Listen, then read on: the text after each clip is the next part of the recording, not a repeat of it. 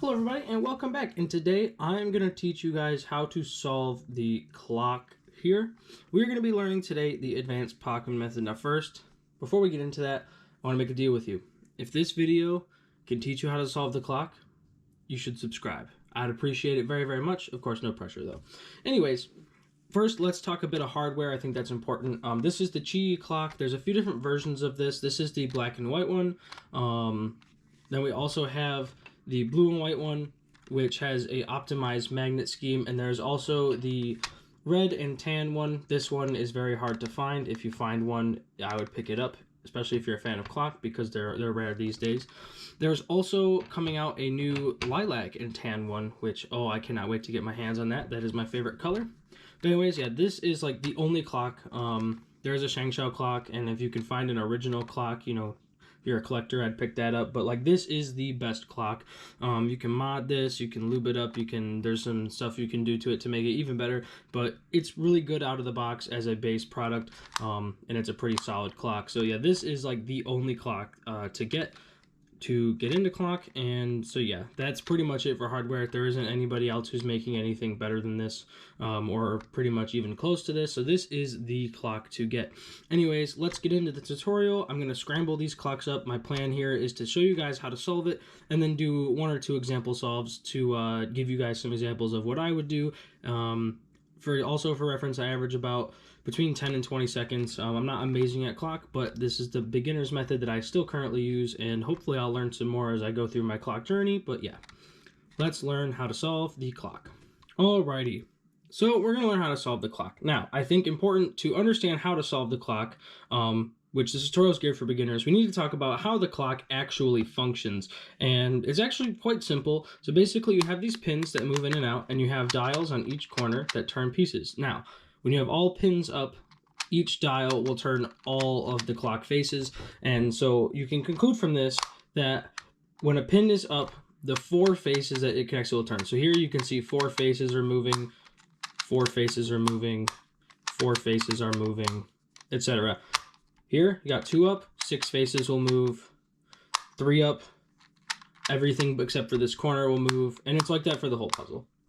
Now, when solving clock with this Pochmann method here, our first goal is to get the cross on one side. And so we do that, and this is how we do it. Basically, we're going to put up two pins at a time when you do it, and we're going to move clocks around, and I'll show you how to do that. But I want to say, before we do that, when solving clock, I think it's important to set up a pin order, and then you only break that pin order if you see something really good, and I will throw that in at the end of the video to show you like what I mean as like this is an acceptable case in my opinion to break the pin order. But basically I start with the two on the right up, and then I do the top two, and then I do the left, and then I do the bottom, and then you'll do all pins, and that is the pin order that I follow. So it's two rights, two tops, two left, both bottoms, and then all four. So starting with the two right pins up, basically what we're trying to do is we're going to get all of the clocks in the cross facing the exact same time, and then eventually get them up towards the midnight, which is where the reds are there on this particular clock. And when we have these two up, that means we're turning all six of these. So what we're trying to do is we're going to make this clock and this clock match. And what we're going to do, we're going to just do a quick turn here, and now these clocks match. And then we will pop this pin up and this one down. So now these six will spin. So we're going to get these clocks to match this one by spinning it. Now we have an L here, they all match. And then we'll put this pin down and this pin up right here. And now we want these three clocks to match this clock. So we'll spin it, and now you can see all four of these bottom clocks match. And then we'll put this pin down and this pin up right here. And we're going to spin it so that all of these four clocks match this clock. Boom. Now all of your cross clocks match. And that's when we're going to put up all of the pins, and we're going to turn one dial to put all of the cross pieces facing midnight or 12 o'clock. As you can see, all of the clocks are facing 12 o'clock. Then we do a flip. And it doesn't really matter which way you flip. Just keep in mind, if you flip like this, your clocks are going, your midnight is going to be on the bottom instead of the top. If you were to flip like this, whatever way is faster, more comfortable for you, that's what I would recommend. Just whatever way you do, keep in mind and keep note of where your 12 o'clock is, because that is very important. And then we're gonna do the same exact thing on the other side. So I'm gonna keep these pins up, and I'm going to match this clock with this clock, like so. Then we're going to do this. We're going to have these 2 pins up and these 2 pins down, and we're going to match these 2 clocks to this bottom clock.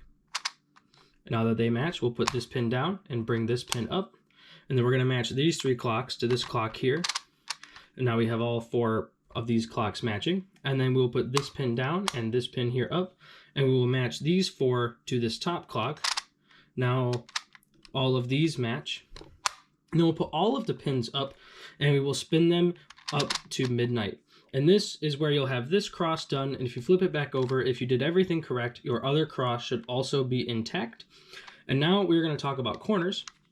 Corners is also quite simple. So what we're going to do for corners is the corner that you're trying to match all of these clocks to, that pins down. So if you want to match this corner, we have to put this corner pin down, and then you do not touch the knob associated with the corner. So I have this pin down, and I'm solving to get all of these matched to this corner. You do not touch this dial, or you will mess up the entire puzzle and have to restart.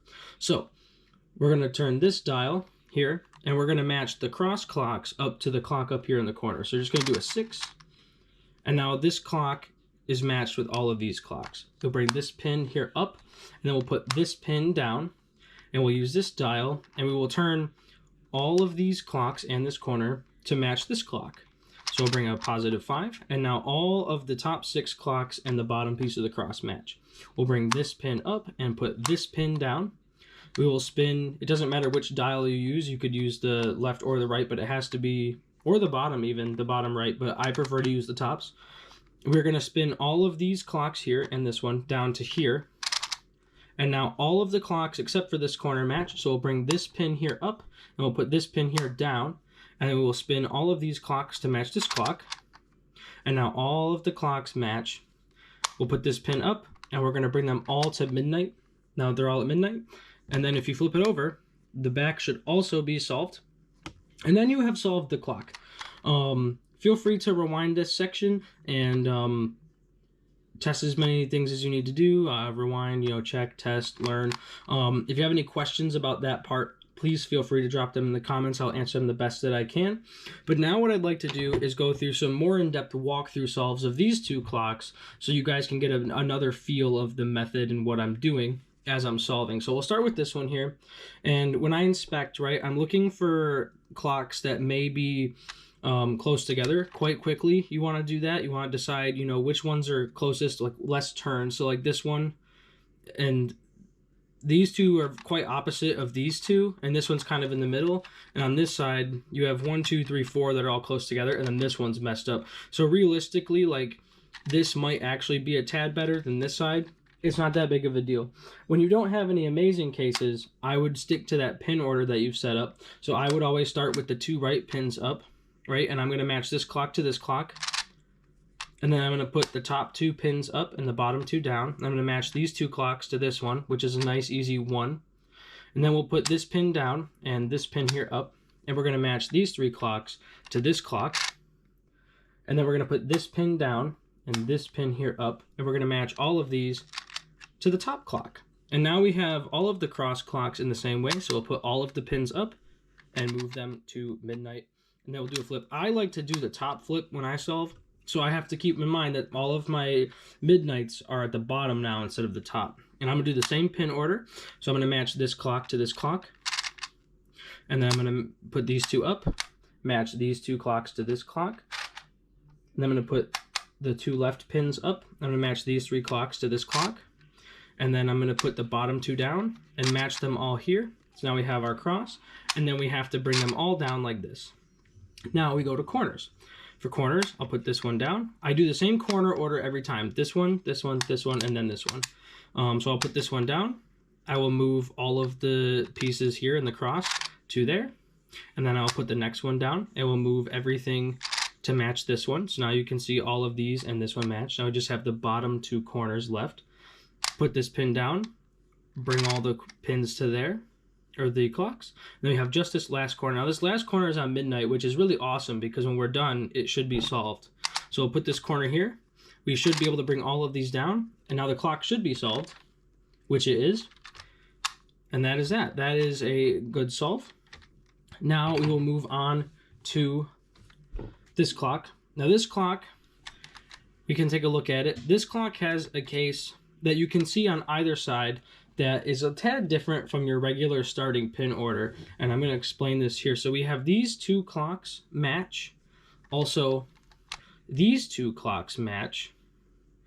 Two of the corners match as well, but that's not important. These two clocks match, and these two clocks match. But this one you only have to move once, where here you have to move a lot of times. So I'm going to go with this side.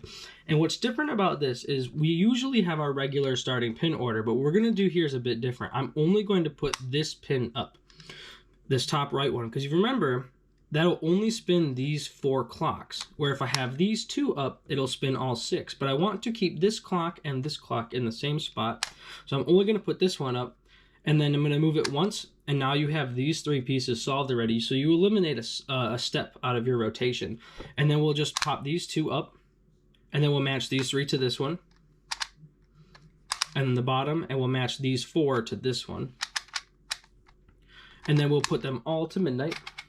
So now you can see all of the clocks are to midnight, and then I do my flip, keeping in mind that the way I flip puts the midnight at the bottom, and then we'll go through our regular pin order. So these 2, then these 2, then these 2 to match this, and then these bottom 2 to match here. Now this is at midnight, so that's cool. I'm going to put all 4 pins up, but we don't have to spin it. Now we can go right into corner, so I'll put this one down, match all of them to there, put the next one down, match them all, put the next one down, bring them all down to here, match them all, and then I'll match this last corner, and then I will bring all of them down to midnight. And our clock is solved. So yeah, those are some things that I do, and there was a special case. I kind of feel like I should do one more solve, so I'm going to just scramble this clock up really quick.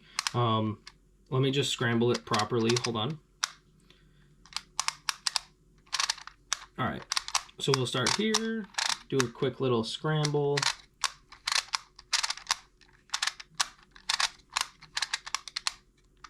And this is what I'm doing here, is just following the way that the WCA would scramble a clock.